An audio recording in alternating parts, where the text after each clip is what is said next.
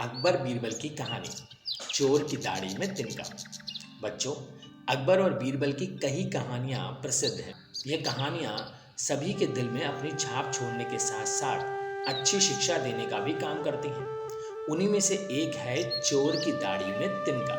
एक बार की बात है, बादशाह अकबर की सबसे प्यारी अंगूठी अचानक गुम हो गई थी। बहुत ढूंढने पर भी वो नहीं मिली। इस कारण बादशाह अकबर चिंतित हो जाते हैं और इस बात का जिक्र बीरबल से करते हैं। इस पर बीरबल महाराज अकबर से पूछते हैं, महाराज, आपने अंगूठी कब उतारी थी और उसे कहाँ रखा था? बादशाह अकबर कहते हैं, मैंने नहाने से पहले अपनी अंगूठी को अलमारी में रखा था और जब वापस आया तो अंगूठी अलमारी में नहीं थी।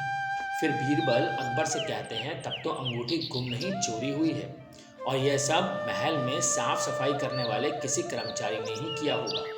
यह सुनकर बादशाह ने सभी सेवकों को हाजिर होने को कहा। उनके कमरे में साफ सफाई करने वाले कुल 5 कर्मचारी तैनात थे और पांचों हाजिर हो गए। सेवकों के हाजिर होने के बाद बीरबल ने उन सभी से कहा, महाराज की अंगूठी चोरी हो गई है जो अलमारी में रखी थी।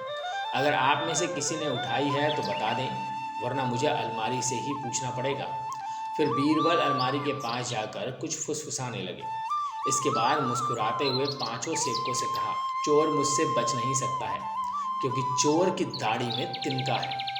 ये बात सुनकर उन पांचों में से एक ने सबसे नजर बचाकर दाढ़ी में हाथ फेरा।